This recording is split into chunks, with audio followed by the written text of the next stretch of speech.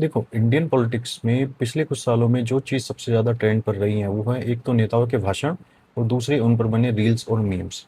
हालांकि 140 करोड़ लोगों के देश के प्रधानमंत्री का लगातार मजाक उड़ाना कहाँ तक जायज़ है, इस बात का जवाब आपको अभी ढूंढना ही होगा। देखो, एक सफल आंदोलन को होस्ट करने के बाद सीजेपी और उसके जो लोग हैं वो वही गलती कर रहे हैं जो आज तक दूसरी अपोजिशन पार्टीज करती आई हैं। वो है प्रधानमंत्री मोदी पर पर्सनल अटैक करना।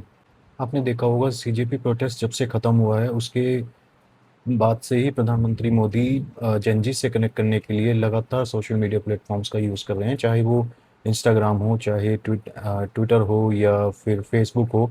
वो वहाँ पर कंटिन्यूसली एक्टिव हैं, रील्स शेयर कर रहे हैं और जेनजी से कनेक्ट करने की कोशिश कर रहे हैं। लेकिन शायद ये बात जो है वो कुछ लोगों को पच नहीं रही है। सीजेपी के लोग, चाहे वो सौरभ दास हो, अभिजीत दीपके हो या जर्मन शेफर्ड ध्रुव राठी हो, उन लोगों ने तभी से ही प्रधानमंत्री मोदी के कैमरा पकड़ने के स्टाइल, उनकी यहाँ तक कि उनकी स्किन कलर को और उनके बोलने के तरीकों और जनजी से कनेक्ट करने के तरीकों को उनका मजाक उड़ाना शुरू कर दिया है।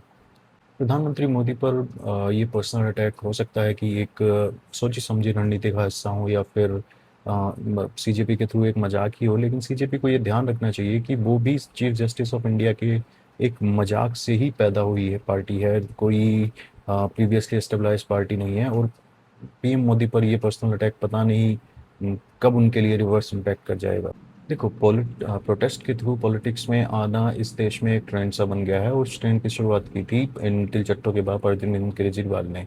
अन्ना हजारे के आंदोलन से पैदा हुई आम आदमी पार्टी अब इस सीजेपी के थ्रू ही अपने आप को पॉलिटिकली रिवाइव करने में लगी हुई है और बाकी उसके पास कोई और रास्ता नहीं है। और पंजाब इलेक्शंस उसे बिल्कुल पता है कि वो हार जाएगी। दरअसल इन लोगों का मुद्दा कभी नीट था ही नहीं। ये सिर्फ और सिर्फ स्टूडेंट के थ्रू अपने आप को, मैंने जैसा कहा कि अभी पॉलिटिकली रिवाइव करने में लगे हुए थे और अपना काम निकाल रहे थे। पंजाब और झारखंड जहाँ पर अपोजिशन पार्टीज की गवर्नमेंट है वहाँ पर ये लोग कम्प्लीटली साइलेंट हो जाते हैं, लेकिन यूपी और राजस्थान में खुलकर बोलते हैं क्योंकि वहाँ पर बीजेपी की गवर्नमेंट है। लेकिन लोग इनकी सच्चाई को अब जान रहे हैं और इन लोगों को भी ये जानना चाहिए कि जब जब पीएम मोदी पर पर्सनल अटैक हुआ है, सामने वाली पार्टी की बुरी हालत ही हुई है। चाहे वो 2019 में कांग्रेस के थ्रू दिया गया चौकीदार चोर का नारा हो या फिर 2024 में प्रधानमंत्री मोदी के परिवार के बारे में की गई व्यक्तिगत टिप्पणी। सामने वाले को हमेशा ही नुकसान हुआ है क्योंकि मोदी जो है वो अभी भी इस देश की जनता से ग्राउंड लेवल पर कनेक्टेड है। तो शायद सीजेपी के लोग ही ये बात भूल रहे हैं।